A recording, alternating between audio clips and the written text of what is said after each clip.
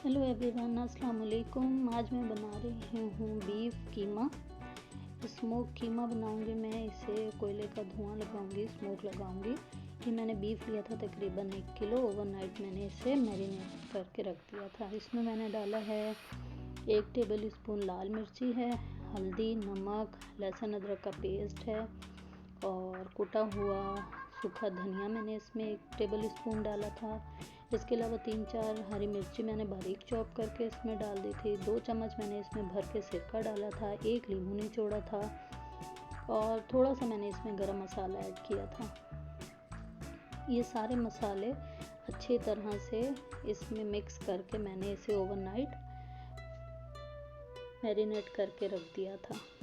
जब आप कीमे को इस तरह रात में मसाला लगा कर रख देते हैं तो नेक्स्ट डे मॉर्निंग जब आप इसे फ्राई करते हैं तो ये बहुत ही ज़्यादा टेस्टी बनता है, बहुत मज़ेदार बनता है।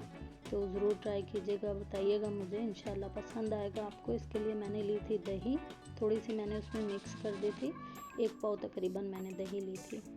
उसके बाद मैंने 2 बड़े प्याज लिए थे।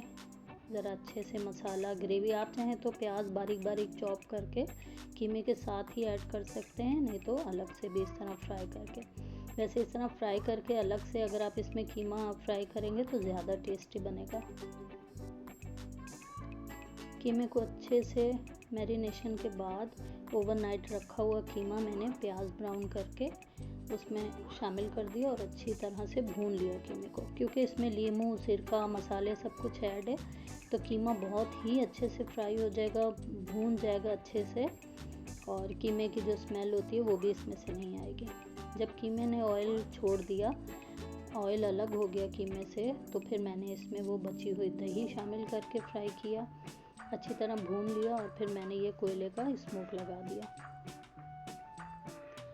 कोयले को अलग से चूल्हे पे गरम करके आप इस तरह धुआं लगा देंगे, स्मोक लगा देंगे कीमे को, तो बहुत ही ज़बरदस्त टेस्ट आता है, बारबेक्यू फ्लेवर बन जाता है इसका और खाने में ये बहुत ही अच्छा लगता है। आप चाहें तो इसमें धनिया, पुदीना, हरी मिर्ची सब ऐड कर सकते हैं, साबुत भी ऐड कर सकते हैं इस पॉइंट पर, लेकिन मैं नहीं करती हूँ क्योंकि मैंने ऑलरेडी रात में ही मैरिनेट करते हुए सब चीज़ें इसमें डाल दी थी। हरी मिर्ची भी मैंने बारीक बारीक इसमें चॉप करके डाल दी थी और धनिया पुदीना भी। बहुत मज़े का बना था, पराठे के साथ खाएं, आप पूरी के साथ खाएं इसे। धनिया पुदीना और नींबू से गार्निश करना चाहें तो कर लें, मैं ऐसे ही सर्व करती हूँ, अच्छा बनता है।